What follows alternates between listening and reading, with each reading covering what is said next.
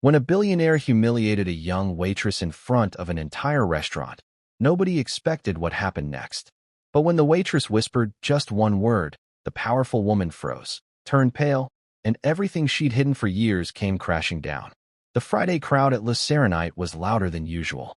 Glasses chimed, a jazz trio played near the bar, and the city's rich and powerful traded stories of deals and vacations.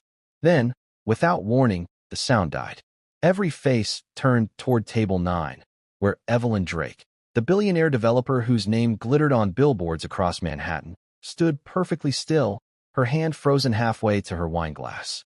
Her expression was unreadable, but the air around her seemed to tighten. Across from her, a young waitress in a simple black uniform tried to steady a tray. The slightest tremor in her wrist sent a ripple through the glasses she carried. Still, she didn't back away. "Is something wrong, ma'am?" the waitress asked softly. Evelyn's voice came out sharper than she intended. "What did you just call me?" The waitress hesitated, then met her eyes. "Grace," she said. That single word cut through the room like a note from a forgotten song. For a heartbeat, no one breathed. Evelyn's shoulders dropped. The color drained from her face. She reached for the edge of the table as though the world had shifted beneath her feet. The music faltered, a saxophone squeaking off-key before stopping altogether. Somewhere in the corner, someone whispered, "Did she say Grace?" Evelyn's lips parted, but no sound came. The word echoed inside her, stirring memories she had spent 15 years trying to bury, memories of another life, another woman, and a promise she never kept. Lena, the waitress, didn't say another thing. She simply watched as the woman who ruled half the skyline of New York seemed to shrink under the weight of a name. The sound returned to the restaurant in fragments. The scrape of a chair, a cough, a glass being set down too carefully. People pretended to resume their meals, but every eye drifted back to the corner table. Evelyn Drake forced herself to stand straight. "Excuse me," she murmured to no one in particular, then turned and walked toward the exit. Her heels struck the marble floor in perfect rhythm, but inside, her heartbeat was chaos. Outside, the city was bright with Friday night traffic. Cameras flashed from passing phones. Someone had already posted a short clip, just a still frame of Evelyn's pale face and the waitress's steady gaze. Within minutes, it would begin to circulate. Evelyn's driver, Marcus, opened the car door. "Everything all right, ma'am?" She hesitated. "Just drive." As the limousine pulled into the stream of yellow cabs, she stared at her reflection in the tinted glass. "Grace," she whispered again, as though saying the word might make it less real. But it didn't. It felt heavier each time it left her lips. Back inside Le Serenite, Lena set her tray on the counter. The kitchen buzzed with quiet questions. "What did you say to her?" a busboy asked. She looked like she'd seen a ghost. Lena only smiled faintly. "Sometimes people forget what matters most," she said. Tonight, she remembered. She hung her apron on a hook, slipped on her coat, and stepped out into the cool night air. Two women, two worlds, walking the same New York streets. One chased by a memory, the other by a promise. Neither of them knew that this single word had just reopened a story 15 years in the making. The penthouse looked the way her life was supposed to feel, immaculate, controlled, expensive. Yet as the elevator doors slid shut behind her, Evelyn Drake felt like an intruder in her own home. She tossed her clutch onto the marble console, missing the bowl entirely. The contents spilled: phone, lipstick, a folded photo she hadn't realized she still carried. She bent to pick it up and froze. The picture was sun-faded, corners curled. Two young women laughed beside a half-finished building, hard hats crooked on their heads. One of them was Evelyn, barely 30. The other, her smile wide, her eyes alive with purpose, was Grace Harper. Evelyn sank into the nearest chair. The word echoed again, that same low, steady voice from the restaurant. Grace. It wasn't just a name. It was everything she had tried to forget, a business she'd built on borrowed dreams, a friend she'd failed, a promise she'd buried beneath success. She poured a glass of water and held it without drinking. The city lights reflected off the surface like broken stars. "Why tonight?" she whispered. "Why her?" Her phone buzzed, notifications stacking one after another. Someone had tagged her in a video. She didn't need to open it to know what it was. Her frozen face, the silence, the single word that had turned a dinner crowd into an audience. She pressed the phone face down and leaned back. For the first time in years, Evelyn Drake felt something stronger than control, fear. Somewhere out there, a young woman knew a secret she had never told another soul. And tomorrow, when the sun rose over the skyline she thought she owned, the whole city might start asking the same question she couldn't stop hearing in her head. Who was Grace? The early morning light caught on the cracked window of Lena Carter's studio apartment. It wasn't much, one room, a tiny kitchen, and the constant hum of the city outside, but it was hers. She sat on the edge of her narrow bed, lacing up her sneakers before another double shift. On the table beside her sat a chipped mug printed with faded letters, Grace Harper Foundation. The handle had been glued twice, but she kept it like something sacred. Her neighbor, Mrs. Jennings, knocked softly and poked her head in. "You all right, honey? I saw that clip of you online. You handled yourself better than I ever could." Lena managed a small smile. "It's fine. Things get loud on the internet for a day, then quiet again." Mrs. Jennings frowned. "She looked scared of you." Lena's eyes drifted to the mug. "She wasn't scared of me," she said. "She was scared of what she remembered." After the neighbor left, Lena opened the drawer beneath the window and pulled out a worn envelope. Inside was a letter in looping handwriting, dated 15 years ago. "My dear Lena," it began, "if you ever meet Evelyn Drake, remind her that real success has room for grace." She traced the signature, Grace Harper, and folded the letter back with care. She had promised the woman who raised her that one day she'd deliver that reminder, no matter how small or quiet it sounded. Outside, horns blared, and the city stirred awake. Lena grabbed her apron and stepped into the hallway. She didn't know whether she had just set something terrible in motion or something necessary. All she knew was that the word had been spoken, and somewhere above the skyline, Evelyn Drake would not be sleeping. By Monday morning, the city had moved on to a dozen news stories, but Evelyn Drake hadn't.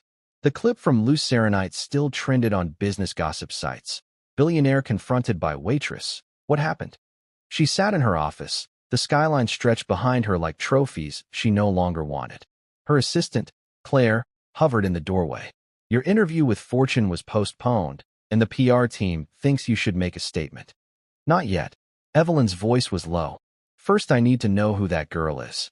A moment later, Marcus, her driver, stepped in holding a folder. "You asked me to check the restaurant staff list." He laid it on her desk. "Lena Carter, 26, works 2 jobs, grew up in the foster system. Volunteer with the," he hesitated, "Grace Harper Foundation." The name landed like a stone dropped into still water. Evelyn reached for the folder, her fingers trembling. "Grace Harper Foundation," she repeated. "Ma'am?" Marcus asked. She shook her head. "Nothing. Thank you."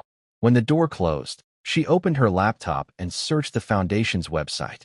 There it was, a banner photo of smiling volunteers and, in the corner, a framed portrait of Grace Harper herself, the same woman who'd once stood beside Evelyn in that faded photograph. A caption read, "Founded in memory of Grace Harper, whose belief in second chances continues to change lives." Evelyn stared at the words until they blurred. For years she'd told herself that what happened the night of the accident was fate, unavoidable. Now she wondered if fate had finally come knocking in the form of a quiet waitress with Grace's eyes. She closed the computer, pressing her palms to her face. If Lena Carter carried the name of that foundation, she might also carry the truth. That night Evelyn didn't try to sleep. She sat in the penthouse library with only the city's glow for light, the folder open on her lap. The words Grace Harper Foundation stared back until the page seemed to breathe. Her mind drifted backward. 15 years, another life. The construction site had been loud even after sunset, cranes swinging, welders throwing sparks into the cold March air. 2 women stood near a half-finished model of what would one day become the Harper Drake Tower. Grace Harper had pulled off her hard hat, her hair wild in the wind. "Evelyn, we can't cut those corners. It's not safe." Evelyn had been younger then, hungry for recognition. "We'll fix it later. Investors want results, not blueprints." Grace folded her arms. "You used to care about people more than profits." A storm gathered over the river, wind tugging at loose blueprints. Their argument moved from the site to the car, voices sharp inside the cramped silence. The last thing Evelyn remembered clearly was Grace saying, "You're forgetting what matters most, Grace itself." Then the glare of headlights, a horn, the sound of twisting metal. The present snapped back into focus. Evelyn pressed a trembling hand against her temple. The police had called it an accident, but guilt had whispered another story for years. Grace had died before they'd finished their dream. Evelyn had taken the company name, the patents, the ideas, telling herself she was keeping Grace's vision alive. Now a stranger had spoken that same word in a crowded restaurant, and every lie she'd built since was cracking open. She whispered into the quiet room, "I'm sorry, Grace. I should have stopped." But the city outside offered no answer. Only the hum of traffic and the echo of a name she could no longer escape. Evelyn's office was still dark when Claire arrived the next morning. The blinds were open, and the city looked washed in early light. Evelyn hadn't gone home. "Cancel everything today," she said quietly. "There's someone I need to see." She took the elevator down to the garage, Marcus already waiting. "Back to Luceronite, ma'am?" "No," she said. "To the Grace Harper Foundation. Can I help you?" "I'm an old friend of Grace Harper," Evelyn said. "Is there someone here named Lena Carter?" The woman's smile warmed. "Lena's at the community center across the street. She runs the mentorship program there." Evelyn froze. "Runs it?" She hadn't imagined the waitress as someone responsible for anything more than trays and orders. When she reached the center, the sound of laughter spilled through open doors. Lena knelt beside a group of teenagers, showing them how to fill out scholarship forms. For a moment, Evelyn simply watched, the calm authority, the kindness in her gestures. It was like watching Grace all over again. Lena looked up and saw her. The room fell silent. "I didn't expect you," Lena said after a moment. "But I figured you'd find me." Evelyn swallowed. "I needed to know who you are." "I think you already do." Lena reached for a framed photo on the table, a younger Grace holding a toddler. "She was my guardian. After the accident, she left her estate to the foundation. I grew up in her house." Evelyn's breath caught. "You're her daughter in everything that mattered," Lena finished. "And I knew one day you'd have to remember her too." The older woman's voice cracked. "Why didn't you say something sooner?" "Because she asked me not to be angry. She said someday you'd need to hear her name again and finally understand what it meant." Evelyn looked down, tears blurring the photo. Grace, the word, the person, the lesson, had come full circle.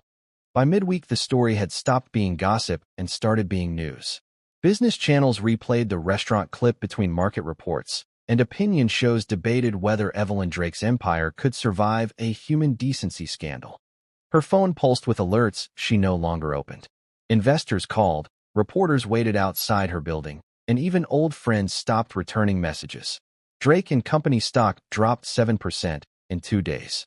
Evelyn watched the coverage from her office window, sound muted. The city that had once cheered her name now spoke it like a warning. Claire stepped in, holding a printed statement from the PR team. "They want you to apologize, mention charity, move on." Evelyn shook her head.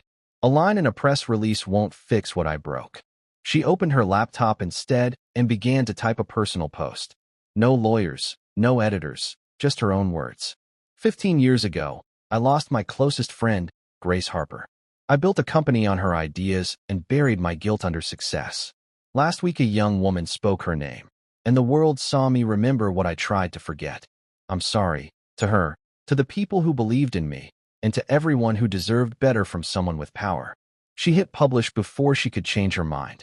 By evening, headlines had shifted again. Evelyn Drake breaks silence, owns her mistake. Some applauded, others mocked. But for the first time, she didn't read the comments. She closed the laptop and looked toward the city lights. Across town, Lena finished another shift at the community center. Her phone buzzed with the post.